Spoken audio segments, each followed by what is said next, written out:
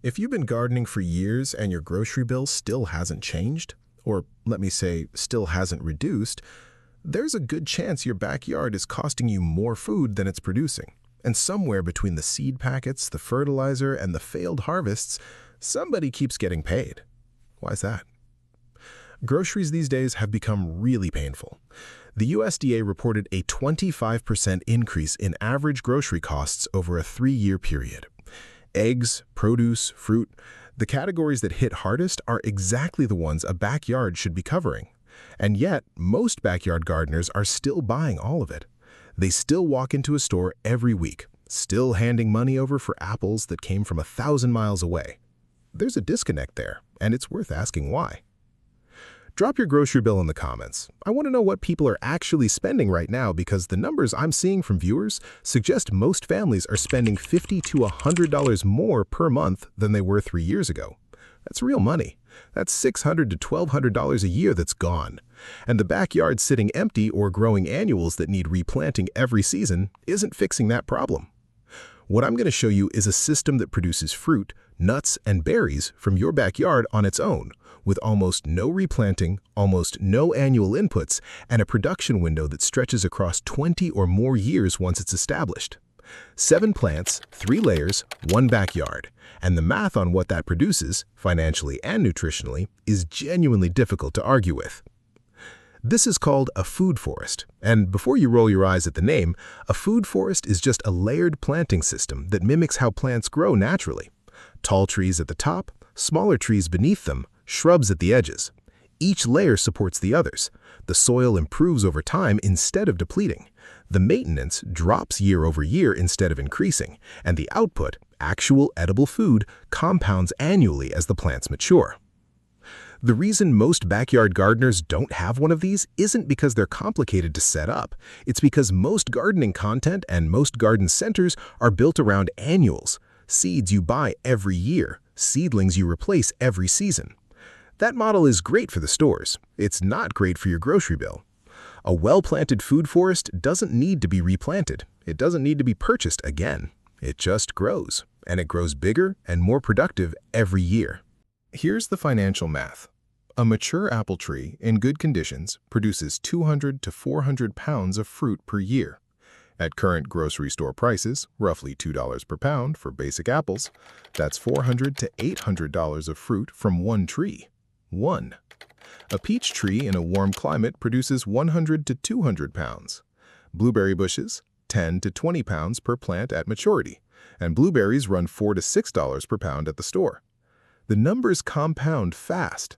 7 plants across 3 layers, conservatively, can produce over $1,000 worth of grocery store equivalent food per year once they're established. And unlike a vegetable garden, where you're spending on seeds, amendments, irrigation, and replanting every year, the food forest's input cost drops as it matures. The first 2 years require the most attention.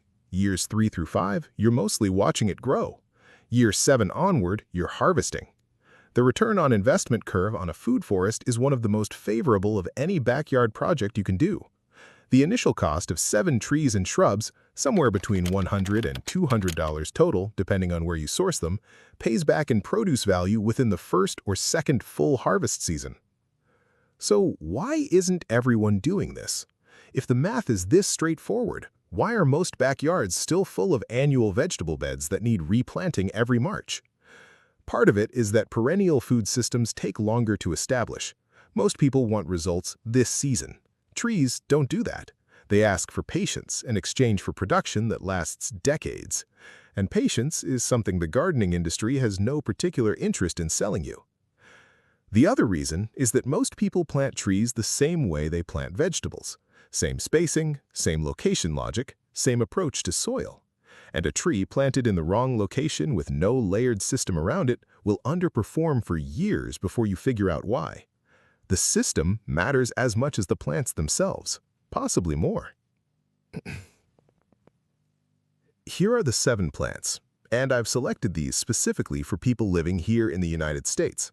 Plants that perform across most of the continental U.S. climate zones that are available at most nurseries and that together cover the 3 layers of the food forest system. Layer 1, the canopy. Layer 2, the understory. Layer 3, the shrub layer. Each layer has a role beyond just producing food, and understanding those roles is what makes the system work. Canopy layer, apple and peach. These are your primary producers. The apple is the most universally reliable fruit tree across U.S. climate zones. There are varieties suited to every region, from Minnesota to Texas.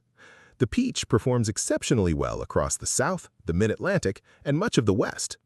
Together, they give you a production window that runs from midsummer through late fall, depending on variety selection.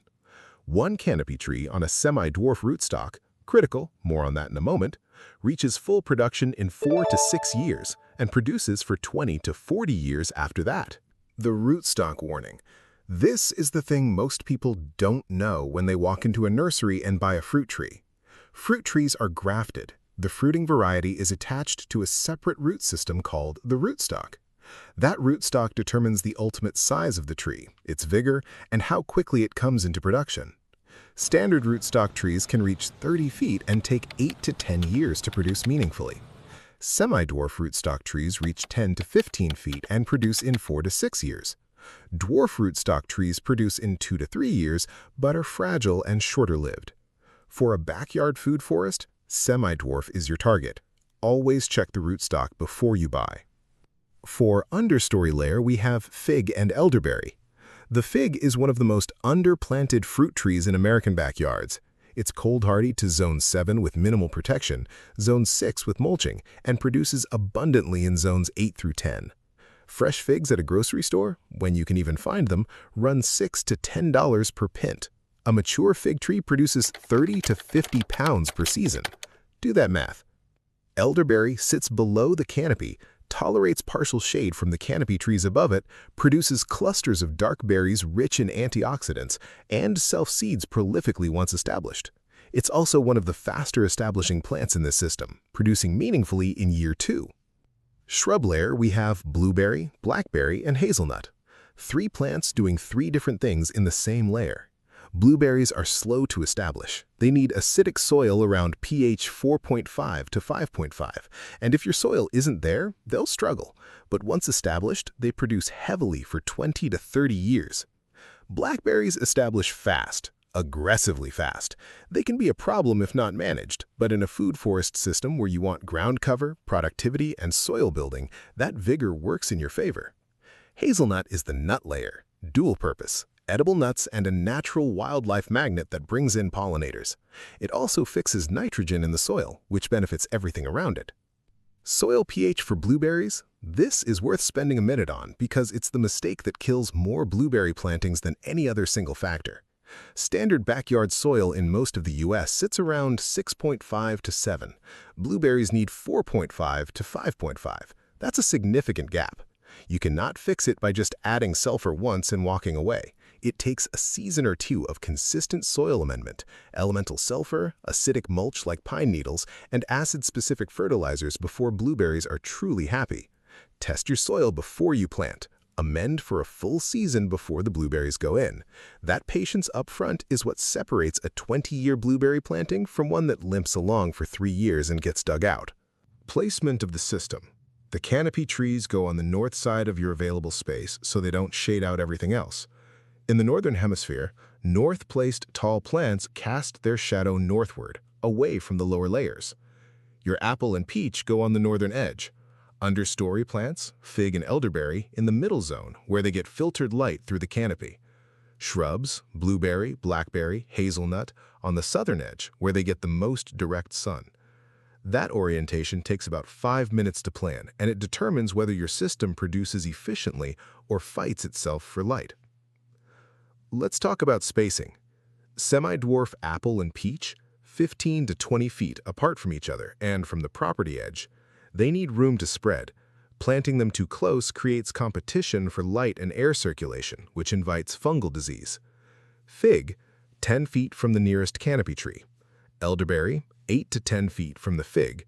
Blueberries, 4 to 5 feet apart from each other, minimum 6 feet from the blackberries. Blackberries, 6 feet from blueberries, trained along a fence line or trellis if possible. Hazelnut, 8 to 10 feet from the nearest shrub. Ride it out before you dig. One afternoon of planning prevents years of spacing regret. And as for planting, bare rootstock is cheaper and establishes better than container-grown trees in most cases. You can source bare root fruit trees from late fall through early spring depending on your zone. That window is when most serious planting happens, not spring, despite what most people assume. Dormant planting, fall through early spring, gives your system the best possible start. If you miss that window, container-grown stock works but costs more and requires more careful watering through the first summer.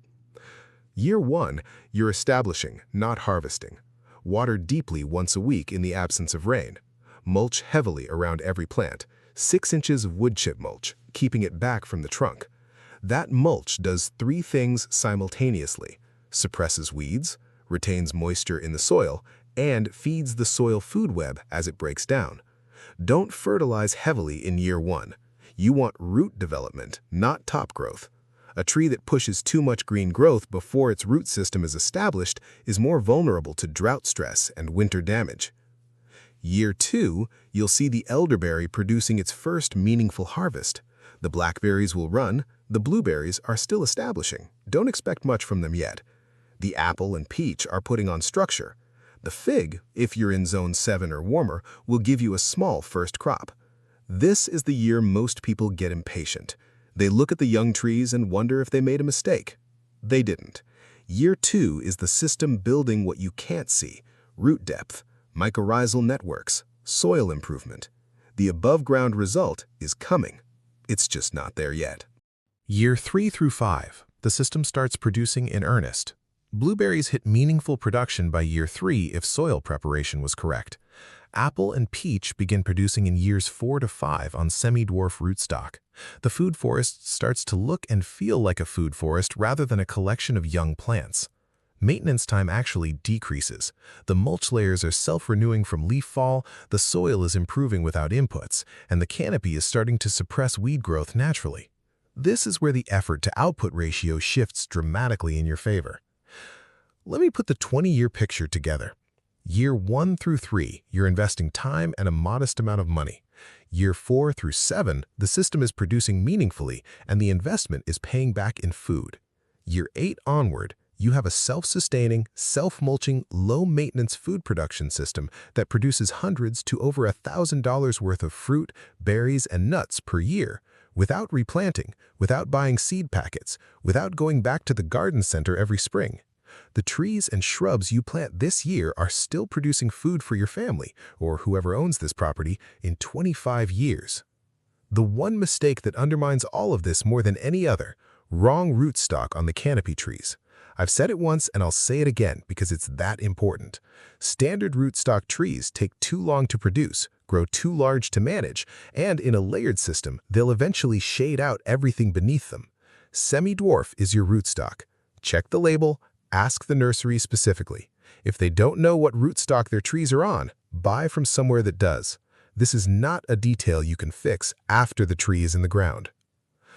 The grocery bill conversation, drop it in the comments. What are you spending per month right now versus 3 years ago?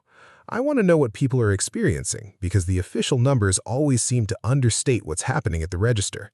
And if this kind of long-term backyard system interests you, I've got a video on the black soldier fly larvae system that cuts chicken feed costs by 50 to 80% using kitchen scraps. Same principle. Build the system once, let it run.